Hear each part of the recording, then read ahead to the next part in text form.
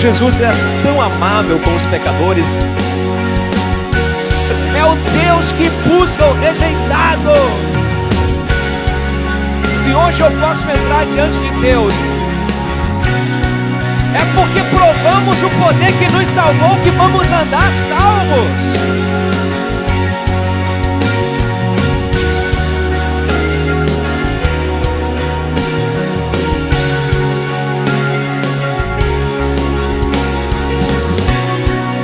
Amém? Quem aqui quer pecar? Não queremos pecar. Mas a Bíblia diz que aquilo que você faz sem fé é pecado. Então nós não podemos entrar no campo da dúvida, e o diabo sempre vai bater contra a palavra que temos ministrado. Para quê? Para entrarmos nesse campo da dúvida. Você diz: Deus vai abençoar meu casamento, e naquele mês o inimigo se levanta e parece que ele começa a virar coisa a favor dele. O que ele está fazendo?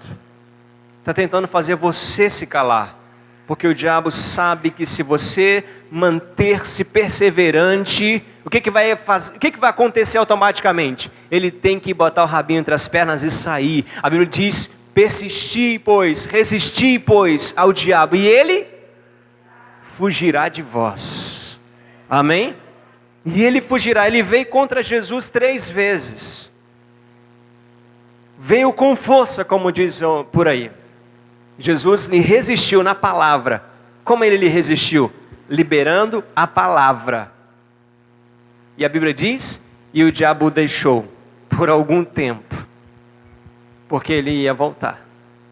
Então nós não podemos ter a mentalidade de que Jesus já fez tudo, eu não vou fazer mais nada. Não, é porque ele fez, é que nós vamos caminhar.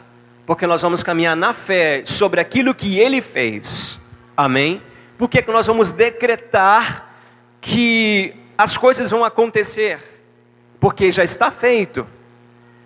Mas só se manifesta se eu crer. E eu só posso dar um registro para os céus de que eu creio se a minha boca falar. Amém? Porque existe um princípio que diz que a boca fala do que o coração está cheio. E aí ela diz que com o coração se crê para a justiça, mas com a boca se faz confissão para a salvação. E você pode usar esse princípio para várias áreas da sua vida. Se você acredita, se está no teu coração, tem que sair para fora. Por outro lado, aquilo que sempre sai da nossa boca é o que está no nosso coração. Mas a Bíblia diz que o homem do bom tesouro do seu coração vai tirar boas coisas. Amém? E vai exalar na sua boca. Então, em nome de Jesus, não vamos entrar no campo da dúvida. Se as coisas, quando você começou a orar, elas deram uma reviravolta contra você, parece que o monte ficou mais elevado, saiba que o diabo está desesperado. O diabo está desesperado, não sabe mais o que fazer. Então ele quer sobrepor a sua fé. Mas como disse o salmista Davi: eleve os meus olhos para o monte, mas de onde me virá o socorro? O meu socorro vem do Senhor que fez os céus e a terra. E se Ele fez a terra, esse montezinho não é nada. Glória a Deus. Então entenda isso. Não pare. Diga para 3 pessoas: não pare. Glória a Deus. Aleluia. Amém. Louvado seja o nosso Deus. Estão prontos para a palavra essa noite? Deus seja louvado. Diga para 3 pessoas: descanse no amor de Jesus. Glória a Deus. Descanse no amor de Jesus. Sabe, quando você vier para as nossas reuniões, não se preocupe no horário de sair, só de chegar. Eu preciso passar para vocês essas coisas e não posso mais ser tão compreensivo de deixar de falar. Amém? Aleluia. Eu tenho muita coisa para dizer, irmãos, muita coisa para compartilhar, e às vezes o tempo é pouco e eu quero ser muito compreensivo, mas eu sei que cada sacrifício como esse vai resultar em muito mais bênçãos do Senhor. Amém? Glória a Deus. Então vamos lá. Descanse no amor de Jesus. Nós como igreja, nós como líderes, nós como pastores, nós temos uma visão, nós temos um entendimento.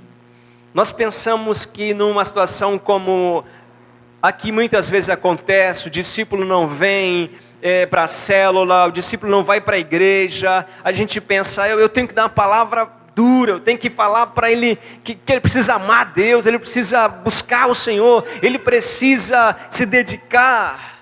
E a gente tem a ideia de que a gente tem que falar para aquele que está na dificuldade, não entendeu o propósito ainda, a gente pensa, não, eu tenho que dar uma palavra de santidade, tem que andar em santidade, tem que se santificar, tem que se separar. Nós pensamos que nós vamos transformar as pessoas falando para elas estas coisas, mas não vamos conseguir transformar ninguém falando para elas sobre santidade.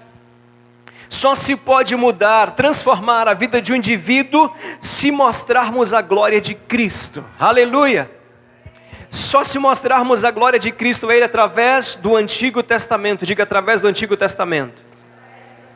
Eu disse para você que uma chave para entendermos a palavra de Deus, para entendermos a Bíblia Sagrada, quando lermos, nós temos dificuldade para ler a Bíblia, mas ela não tem dificuldade para entender. Porque existe uma chave, tudo Deus põe uma chave. Em toda a Bíblia há uma chave especial. Amém? Em cada livro há uma chave. No livro que você lê, você tem a chave logo na entrada, logo no prefácio, você tem uma entrada aberta, uma chave ali. Amém? Do que vai falar, do que vai ser colocado em pauta. Deus também faz isso conosco. Glória a Deus. Não é difícil. Pelo contrário, quando nós olhamos para Apocalipse, pensamos, é um livro difícil de se entender. Na verdade é porque nós não entendemos muito de sinais. Mas a Bíblia diz que há uma bênção específica para quem lê e para quem ouve.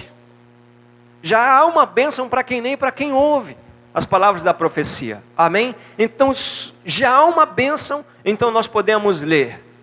Mas para entendermos a Bíblia, nós precisamos dessa chave. Eu vou trazer aqui essas chaves para vocês hoje. Existem na Bíblia, Daniela passou para mim um vídeo, me fez uma pergunta, porque alguém perguntou para ela. E eu dei para ela uma chave. Entenda uma coisa, Deus reconhece 3 classes de pessoas no planeta. Diga, 3 classes.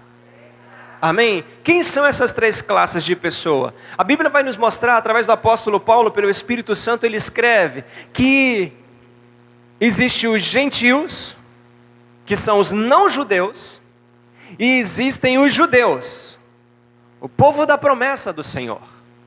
Mas também existe uma terceira classe. Amém? Que classe é essa? A igreja. A igreja do Senhor Jesus, composta de gentios e judeus que creram no Salvador. Nós fazemos parte desse povo. Nós já não somos mais gentio, não somos judeu de linhagem, nós somos igreja, povo exclusivo de Deus, propriedade de Deus. Amém? Herdeiro das promessas do Senhor. Então, para entendermos a Bíblia Sagrada, nós precisamos entender essas chaves. E essa é a primeira das chaves, que para mim entender isso aqui foi maravilhoso, foi libertador, na verdade. Então, quando você lê, você precisa entender que existem esses 3 grupos de pessoas a quem a palavra é destinada. Existem palavras que são só para Israel, existem palavras que são só para os descrentes, e existem palavras que são só para os crentes. Amém? E onde que vai ser a palavra que vai se encaixar para nós? É aquela que é para o crente, para a igreja. Amém? Ela fez a pergunta sobre a questão do arrebatamento, o número da besta que o pessoal está falando, e já faz tempo que eles falam sobre isso. E vai acontecer, a Bíblia tem que se cumprir, todas essas coisas vão se cumprir. Mas e nós? Nós estamos isentos da grande tribulação, da ira de Jacó, porque quando a palavra diz que a ira de Jacó, quem é Jacó? Quem é Jacó? Israel. Jesus estava falando para o povo judeu naquela época, amém? Para os crentes judeus. Ele diz, ore para que esse dia não caia no sábado. O que é isso? Judeus. Então, a ira de Jacó virá e vai atingir 2 grupos de pessoas. Os ímpios não crentes e os judeus não crentes. Mas não atingirá a igreja. Você está salvo. Aleluia. Glória a Deus, aplauda ao Senhor Jesus. Essa é uma chave.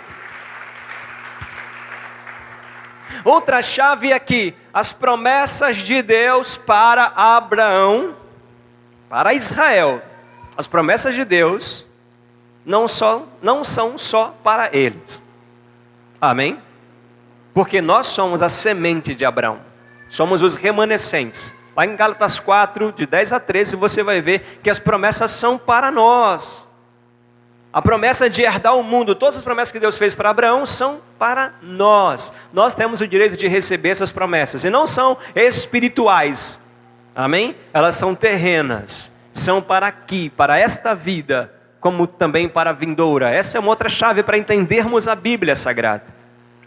E a terceira chave que eu vou trazer essa noite, eu já até falei no grupo, é que a cruz muda tudo. A cruz é a maior chave de Deus.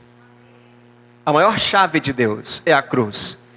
A cruz muda tudo. Antes dela e depois dela. Tudo ficou marcado pela cruz. Quando o homem peca lá no Éden, Deus já propositou a cruz. Deus sabia que o homem cairia, sim ou não? Ele é onisciente, ele já sabia. E ele estabeleceu o plano antes de pôr o homem. Porque ele é Deus. Amém? Então, quando o homem peca, ele traz à luz o sacrifício. Ele traz à luz a obra redentora. Quando ele sacrifica o cordeiro, quando ele mata o cordeiro para vestir Adão e Eva, é exatamente o que você às vezes não viu ainda: a cruz. Por que que ele foi expulso do jardim, mas não foi morto? Porque o juízo de Deus caiu sobre o cordeiro, que morreu no lugar deles. A cruz muda tudo. Amém? Então, quando lermos a Bíblia, temos que ter em mente isso, que a cruz mudou tudo. Jesus, a cruz é real, o sacrifício é real. Amém? E que hoje nós estamos depois da cruz. Antes era sombra, hoje é real, é a realidade, é a substância. Todas as promessas feitas antes da cruz, hoje são reais na nossa vida. Amém? Elas têm que se materializar, elas têm que acontecer na nossa vida. Por isso que vamos andar por esse princípio de falar aquilo que queremos ver acontecer e não o que estamos vendo no mundo. Então essa é a chave, a cruz muda tudo. Desde aquele momento em que o povo sai do Egito, chegam nos poços de Mara, e ali você pode ver a cruz. Onde que nós vemos a cruz? No momento em que Moisés lança aquele galho de árvore nas águas, é o sinal do madeiro, e as águas se tornam potáveis, doces. Amém? A cruz mudou tudo. E agora nós estamos atrás da cruz, ou embaixo da cruz, sob o sangue derramado na cruz, guardados, protegidos. Toda a ação do diabo já não pode nos atingir, porque nós não somos mais simplesmente ímpios, nós somos igreja. Estamos debaixo do sangue. Glória a Deus. As maldições inerentes da lei que foi dada a Israel não podem nos atingir. Por quê? Porque nós estamos debaixo do sangue. Glória a Deus. Mas e as bênçãos prometidas a eles? Por causa da cruz, elas são nossas. Amém? Porque somos descendência de Abraão. Glória a Deus. Então esse tipo de entendimento vai mudar nossa revelação bíblica. Nós vamos entender. Então todas as vezes que você for ler a Bíblia, sempre pense no período, sempre pense nessas três classes de pessoas, para quem são. Amém? Glória a Deus. Por quê? Existem palavras para esses três tipos essas três classes de pessoa. Você é a igreja. Todas as promessas nós temos nele. De todas as promessas de Deus, nós temos nele, Jesus, o sim, e por isso dizemos amém. Você não pode perder a bênção de abrir sua boca para dizer amém. Porque amém é uma confirmação de fé. Amém vem da palavra amã, que é fé. Foi assim que Abraão respondeu para o Senhor. Amém? Então, quando declarar uma promessa, você vai gritar? Você vai gritar? Aleluia! Glória a Deus! Aleluia! Então, é assim que a gente compreende melhor a palavra de Deus. Mas vejamos então, e eu queria fazer essa introdução para você entender o que eu vou dizer aqui essa noite. Você está entendendo o que você está ministrando na célula? Porque nós estamos ministrando essa graça de Deus, essa graça radical. Glória a Deus. Então, entenda, não se pode ou só se pode transformar, mudar a vida de um indivíduo mostrando a ele a glória de Cristo através do Antigo Testamento. Eu vou provar para vocês depois, durante a mensagem. Em 2 Coríntios capítulo 3, verso de número 18, a Bíblia nos assegura que existe um meio pelo qual as pessoas são transformadas, os pecadores são transformados, os viciados são libertos, onde o ladrão deixa o furto, deixa o roubo, onde tudo se ajusta. Como isso acontece? Quando isso acontece? 2 Coríntios 3,18 diz: e todos nós, com o rosto desvendado, contemplando, diga contemplando. Ele diz contemplando como por espelho a glória do Senhor. Isso é Cristo, tá? A glória de Cristo. Somos transformados de glória em glória na sua própria imagem, como pelo Senhor o Espírito. Como que o pecador é transformado? É mostrando para ele o seu pecado? Não. É mostrando para ele que ele tem que viver uma vida de santidade? Não. É mostrando para ele a glória de Cristo. Ninguém muda a vida de ninguém por mostrar as falhas. Amém?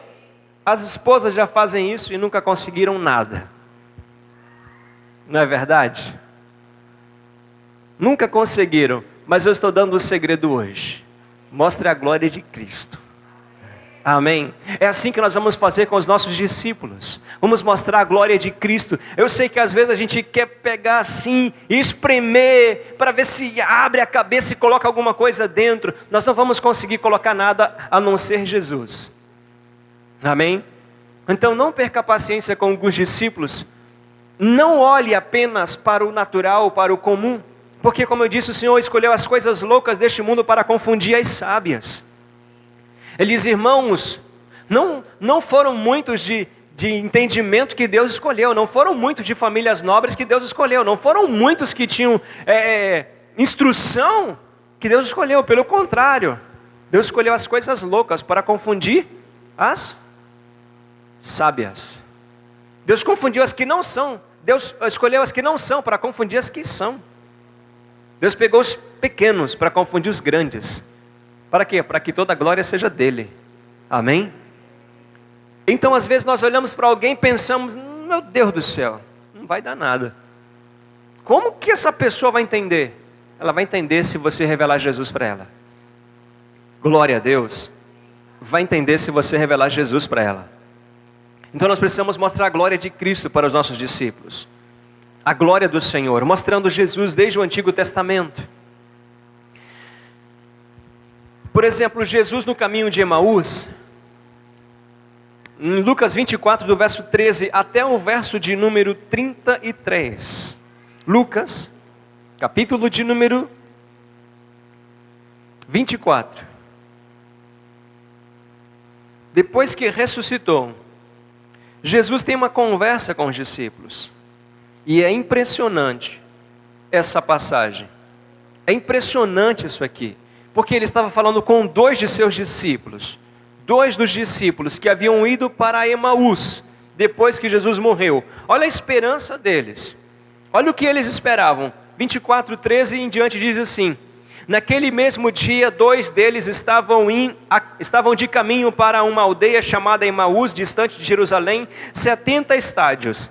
E iam conversando a respeito de todas as coisas sucedidas. Aconteceu que enquanto conversavam, discutiam o próprio Jesus se aproximou e ia com eles.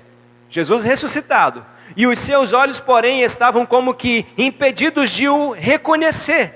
Então lhes perguntou Jesus: que é isso que vocês, que é isso que vos preocupa e de que os preocupa e de que ides tratando à medida que caminhais? Eles responderam entristecidos. Um, porém, chamado Cleopas, respondeu e disse: eis o único, porventura, que tendo estado em Jerusalém, ignoras as ocorrências destes últimos dias? Ele lhes respondeu: quais? E explicaram o que aconteceu a Jesus, o Nazareno, que era varão, profeta, poderoso em obras e em palavras diante de Deus e diante do povo, e como os principais sacerdotes e as nossas autoridades o entregaram para ser condenado à morte e o crucificaram. Ora, nós esperávamos, olha o que ele diz aqui, ora, nós esperávamos que fosse ele quem havia de redimir Israel. Qual era a visão deles?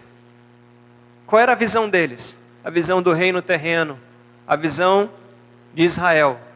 A visão deles estava em Israel, na restauração de Israel, no reino dos homens. Exatamente como Pedro, quando disse para Jesus para trás, quando Jesus teve que dizer para ele: para trás de mim, Satanás, por que cogita só as coisas deste mundo e não as celestiais? Por quê? Porque Pedro estava dizendo que Jesus não ia morrer, porque a esperança de Pedro era que Jesus tomasse o trono e reinasse, se tornasse o governador, que depusesse César. Qual era a visão de Pedro? Essa visão comum, terrena. Qual era a visão desses dois discípulos a caminho de Emaús? Essa visão terrena. Então eles esperavam isso. E ainda seguindo o versículo diz: mas depois de tudo isso, é já o terceiro dia, desde que tais coisas sucederam. Ou seja, no terceiro dia que Jesus morreu, no dia que ele ressuscitou, eles foram embora e Jesus foi atrás. Jesus já tinha ido atrás de Pedro. A história vai mostrar depois. E agora ele vai atrás desses dois que vão para Emaús. No dia da ressurreição, no domingo da ressurreição, eles estavam indo embora. É verdade também que algumas mulheres das que conosco estavam nos surpreenderam, tendo ido de madrugada ao túmulo e não achando o corpo de Jesus, voltaram dizendo ter tido uma visão de anjos, os quais afirmaram que ele vive. De fato, alguns dos nossos foram ao sepulcro e verificaram a exatidão do que disseram as mulheres, mas não o viram. Então lhes disse Jesus: ó nércios e tardos de coração para crer, tudo que os profetas disseram. Porventura não convinha que o Cristo padecesse e entrasse em sua glória? E começando por Moisés, isso é Jesus, e começando por quem? Por Moisés, discorrendo por todos os profetas, expunha-lhes o que a seu respeito constava em todas, diga todas, as Escrituras.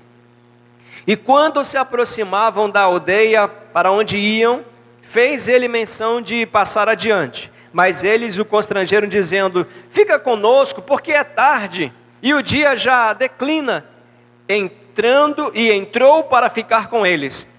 E aconteceu que, quando estavam à mesa, tomando ele o pão, abençoou-o, e tendo-o partido, lhes deu.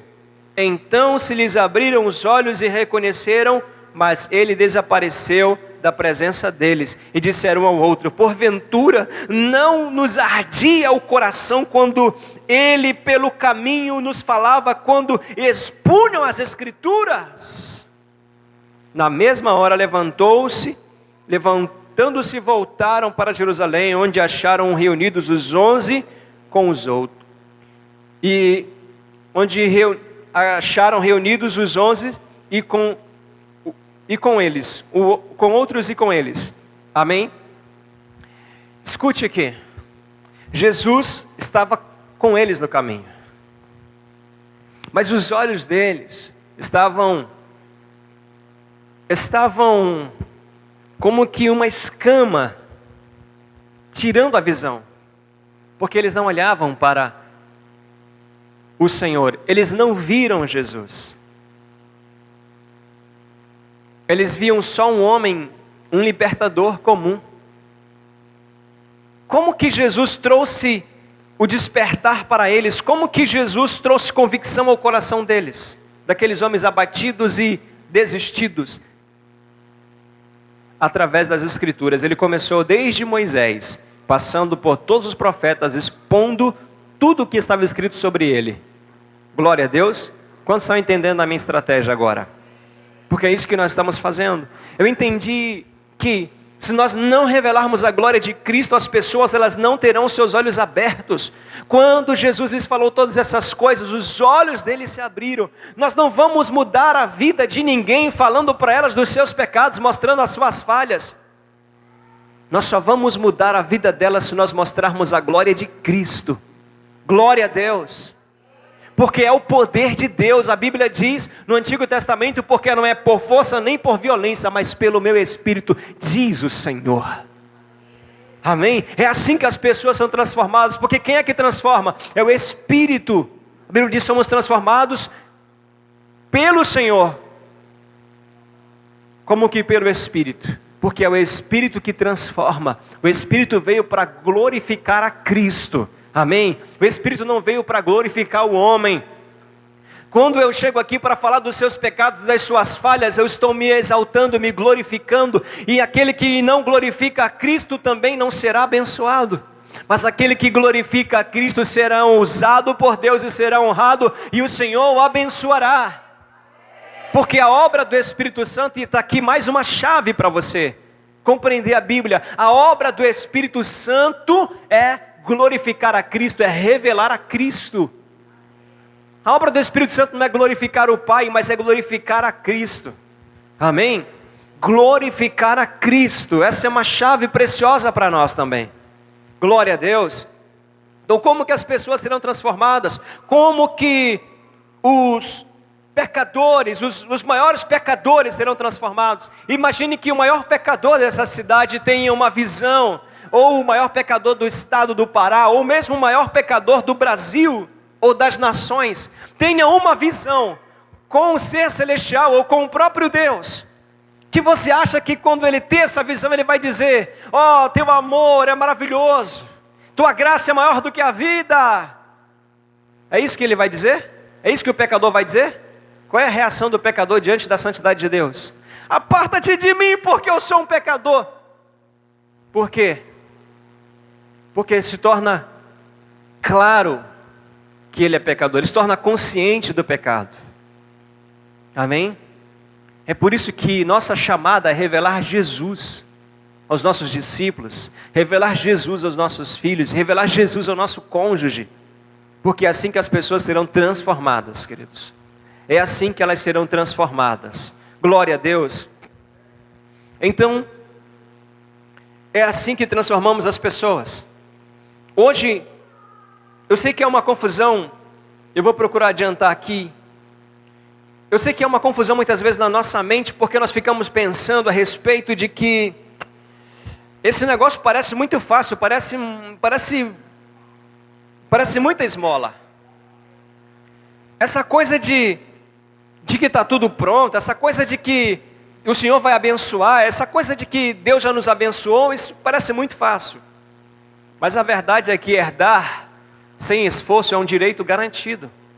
Diga, herdar sem esforço é um direito garantido.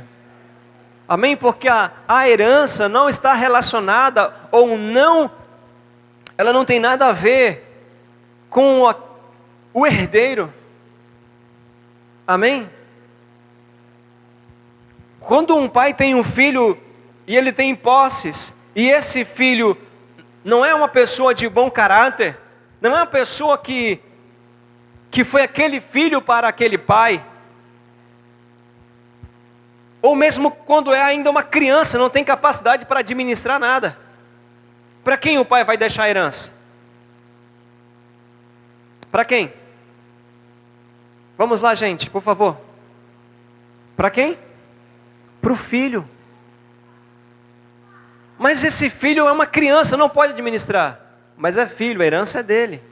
É garantido por lei. Amém? E se ele é um mau filho, a herança é dele também. Não depende da performance dele. Mas é garantido. O que eu quero dizer com isso?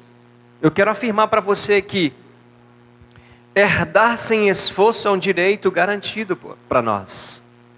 Garantido. Por lei. Diga por lei. Não são leis humanas, mas são leis espirituais. Glória a Deus. Porque a primeira aliança ela foi sancionada com sangue, não de seres humanos, mas de animais, de bodes e de novilha e de bois. Mas foi sancionada, a primeira lei foi sancionada com sangue. E a primeira lei se tornou arcaica. Então houve necessidade de se estabelecer uma nova lei, porque a primeira falhou, a primeira não pôde fazer nada. Então, o segundo testamento, ou o Novo Testamento, foi sancionado com sangue, não com sangue de animais, mas com o precioso sangue de Jesus. O santo sangue de Jesus que redime, diga redime. O sangue de Jesus foi que nos comprou. Por quê? Deus diz que eu vos dei o sangue sobre o altar para expiação dos pecados. É uma lei. Agora Jesus morre, o seu santo sangue expia os nossos pecados, remove, tira, nos redime da maldição da lei, do pecado e da morte. Agora escute algo. Herdar sem esforço é um direito garantido e você pode herdar sem esforço, amém? Porque lá no Getsemane, Lucas 24, do verso 42 e verso 44, a Bíblia diz que Jesus estava em tamanha agonia. E aquela agonia era tão grande que os seus vasos capilares se romperam e misturou-se ao seu suor. E então Jesus suava gotas de suor e sangue.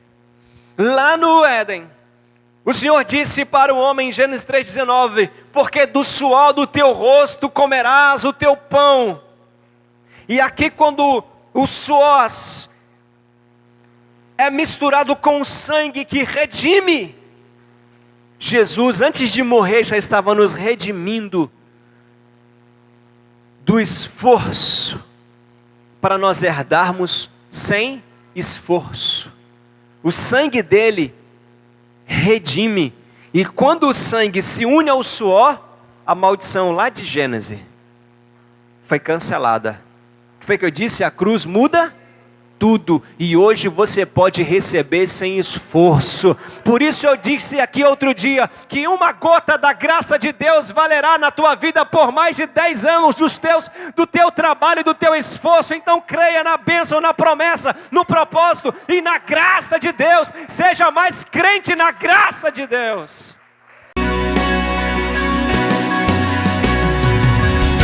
Jesus é tão amável com os pecadores. É o Deus que busca o rejeitado. E hoje eu posso entrar diante de Deus. É porque provamos o poder que nos salvou que vamos andar salvos.